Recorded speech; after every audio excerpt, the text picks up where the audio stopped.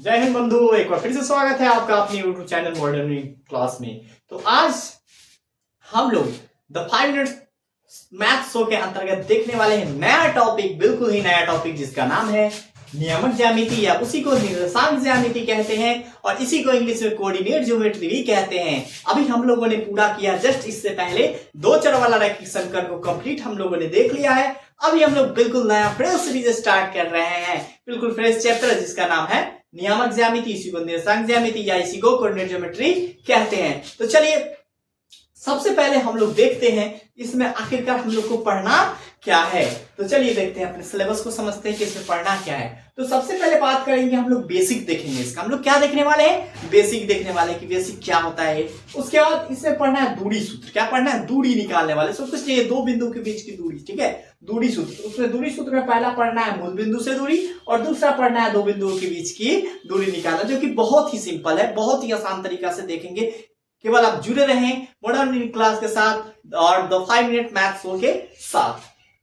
Next आता है विभाजन सूत्र। कौन सूत्र आता है? विभाजन सूत्र। विभाजन सूत्र में हम लोग को पढ़ना है कि ये रेखा यानी 2 बिंदु का निर्देशांक आपको दे देगा और कहेगा कि इसको m अनुपात n, मतलब कोई अलग अलग अनुपात में बांटा गया है, और तो इसका जो नियामक है तीसरे मतलब बीच वाले बिंदु का नियामक कहेगा निकालने के लिए। मतलब 2 बिंदु का एक रेखा है जिसको 2 बिंदुओं का नियामक आपको दे देगा और कौन अनुपात में बांटा गया वो दे देगा, तो कहेगा कि बीच वाला जो है इसका निर्देशांक निकाले, ऐसा क्वेश्चन रहेगा। उसके बाद विभाजन सूत्र में ही आएगा रेखाखंड के मध्य बिंदु का नियामक। मतलब ये रेखाखंड है, इसने यहाँ पे दे दिया ए है बी है, तो इसका मध्य बिंदु सी है, तो इसका नियामक निकाले, ऐसा क्वेश्चन देगा, ठीक है। उसके बाद आएगा आपका त्रिभुज के केंद्रक का निर्देशांक। केंद्रक का निर्देशांक निकालना है, ठीक है। केंद्रक के निर्देशांक निकालने के बाद आपको देगा क्वेश्चन त्रिभुज के अंतः केंद्र का नियामक, ठीक है। ये 4 टॉपिक हम लोग को पढ़ना है, किसमें? विभाजन सूत्र के अंतर्गत ये 4 टॉपिक पढ़ना। उसके बाद आता है लास्ट में त्रिभुज का क्षेत्रफल, जो कि बहुत ही मजेदार अंदाज में हम लोग देखने वाले हैं सारे चीज को। यानी बेसिकली इसमें 4 टॉपिक है, 4 टॉपिक के अंदर कुछ सब टॉपिक है, इसको हम लोग पढ़ेंगे। तो अभी चलिए अभी हम लोग स्टार्ट करते हैं नियामक ज्यामिति के बेसिक से, ठीक है। तो सबसे पहले बात करते हैं बेसिक।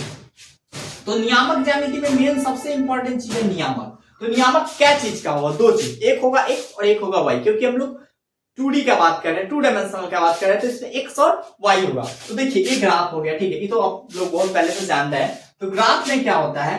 2 चीज x और y। तो जो सोया हुआ है, जो क्षैतिज जिसको बोलते हैं, जो क्षैतिज उसको क्या बोलते हैं? x, और जो उदग्र मतलब जो खड़ा है उसको क्या बोलते हैं? y बोलते हैं, ठीक है। ये x हो गया, दाहिने साइड प्लस में, दाहिने साइड प्लस में और बाएं साइड माइनस में, बाएं साइड माइनस में, तो माइनस वाले को x डैश से लिखते हैं। ऊपर प्लस में, ऊपर प्लस में और नीचे माइनस में, तो प्लस वाले को y और माइनस वाले को y डैश। और ये जो बीच वाला है इसको क्या बोलते हैं हम लोग? मूल बिंदु। बताइए, मूल बिंदु। मूल बिंदु जब कोई भी चीज स्टार्ट नहीं है तो x भी 0 और y भी 0। जैसे ऐसे मान लीजिए कि प्लेन उड़ता है, ठीक है, तो प्लेन उड़ता है तो 2 डायरेक्शन फॉलो करता है, x और y दोनों। जैसे मान लीजिए यहां से पटना से कोई फ्लाइट दिल्ली गया, ठीक है, तो पटना से दिल्ली मान लीजिए कि 1000 किलोमीटर या 1200 किलोमीटर है, तो 1000-1200 किलोमीटर डिस्टेंस भी कवर किया और ऊंचाई भी उड़ रहा है, मतलब एक्स एक्सिस पे भी उड़ रहा है और वाई एक्सिस को भी फॉलो कर रहा है, ठीक है, यानी एक्स वाई दोनों। लेकिन जब प्लेन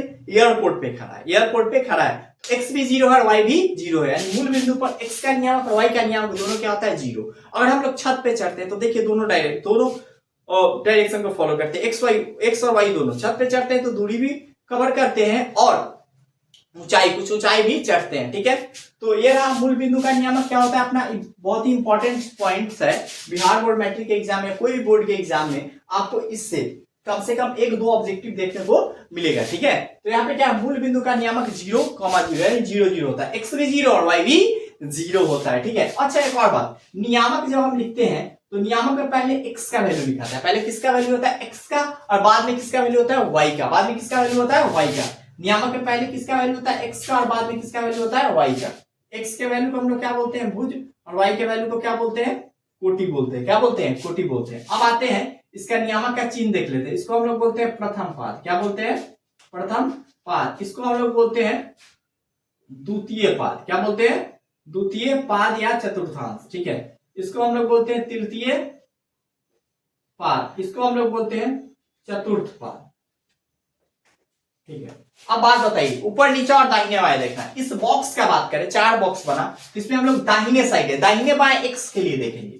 तो दाहिने साइड है तो प्लस और ऊपर है तो वाई प्लस, दाहिने साइड है तो एक्स प्लस और ऊपर है तो वाई प्लस। अब इधर आइए, इधर किधर आ गए हम लोग, बाएं साइड आएगा तो एक्स माइनस, अभी भी ऊपर है तो वाई प्लस हो गया। अब तीसरा पाद में आते हैं, अभी भी कहां है, बाएं साइड है तो एक्स माइनस, और चूंकि नीचे है इसलिए वाई भी क्या होगा, माइनस होगा। अब बात करें, अब हम कहां आ गए, दाहिने साइड। तो दाहिना बाएं एक्स के लिए देखते हैं, और एक्स का वैल्यू पहले होता है, तो दाहिने साइड आ गए तो एक्स प्लस, और अभी कहां है, नीचे है तो वाई क्या होगा, माइनस। तो ये बहुत इंपॉर्टेंट क्वेश्चन है, इससे एक क्वेश्चन पूछ देगा, क्वेश्चन दे देगा आपको जैसे कि 2 और 3, बताइए ये कौन सा पाद में है, तो दोनों प्लस है तो प्रथम पाद में होगा। ठीक है, तो ऐसे देखना है, दाहिने बाएं एक्स के लिए और ऊपर नीचा वाई के लिए। अब बताइए, यहाँ पे देखिए, इधर दाहिने था तो x प्लस, ऊपर है तो y प्लस, यहाँ पे क्या है, बाएं है तो x माइनस, ऊपर है तो y प्लस। तीसरा में देख ले कि बाएं है तो x माइनस, नीचे है तो y माइनस। चौथा में देख ले, दाहिने है तो x प्लस और नीचे है तो y माइनस, प्रथम द्वितीय तृतीय और चतुर्थ। ठीक है, अब बात करते हैं, अभी तुरंत बताएं, x के वैल्यू को हम लोग भुज बोलते हैं, y के वैल्यू को क्या बोलते हैं, कोटि बोलते हैं। ठीक है, अब कुछ इंपॉर्टेंट पॉइंट्स है उसको देखते हैं। यहाँ पे इंपॉर्टेंट पॉइंट क्या है, मूल बिंदु का नियामक। मूल बिंदु का नियामक क्या होता है, 0 0, पता है ना, कोई भी चीज स्टार्ट होने से पहले x भी 0 और y भी 0 होता है। ठीक है, और यहाँ पे वही बात लिखा हुआ है, x के मान को हम लोग क्या बोलते हैं, भुज कहते हैं। क्या कहते हैं, भुज कहते हैं। और y के मान को क्या कहते हैं, कोटि। y के मान को क्या कहते हैं, कोटि। ठीक है, y अक्ष पर सॉरी, x अक्ष पर y का मान 0 होता है। ऐसे देख लीजिए, x अक्ष पे कोई भी वैल्यू के लिए, x अक्ष पे कोई भी वैल्यू के लिए, यहाँ पे 1 है, 2 है, 3 है, कोई भी वैल्यू के लिए y का वैल्यू क्या होगा, 0। x अक्ष पे y 0, ऐसा समझिए। जैसे मान लीजिए हम जमीन पर चल रहे हैं, तो ऊंचाई पे चल रहा है, नहीं, ऊंचाई पे चल रहा है, नहीं, ऊंचाई पे चल रहा है, नहीं ना चल रहा है, ऊंचाई पे नहीं चल रहा है। ठीक है, तो x अक्ष पे y का वैल्यू क्या होता है, 0। x अक्ष पे y का वैल्यू क्या होता है, 0 होता है, ऐसा समझ लीजिए। सेब जो है, बिल्ली के घर में जाके सेब नहीं रहता है। ठीक है, इसलिए x अक्ष पे y का वैल्यू 0 और y अक्ष पे x का वैल्यू 0। मान लीजिए कोई सीढ़ी पर सीधे चल रहे हैं, तो क्या हम दूरी कवर कर रहे हैं, ऊंचाई चल रहे हैं, x अक्ष पे y 0 और y अक्ष पे x 0, है ना। अब बात करते हैं x अक्ष का ग्राफ। x अक्ष का जो ग्राफ होगा, ठीक है, यहाँ पे y डैश x डैश, तो जो x अक्ष का जो ग्राफ होगा ना, वो y अक्ष के, मान लीजिए x बराबर 1, x बराबर 2, तो किसके समानांतर होगा, y के समानांतर हुआ कि नहीं। x अक्ष का ग्राफ y अक्ष के समानांतर, और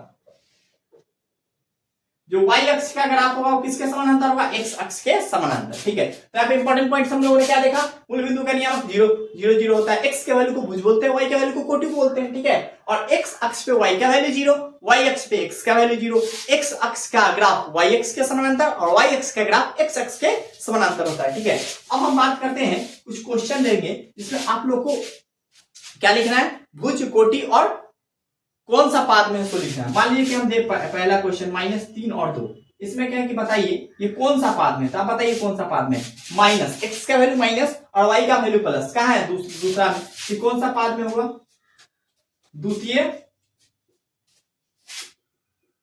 पाद।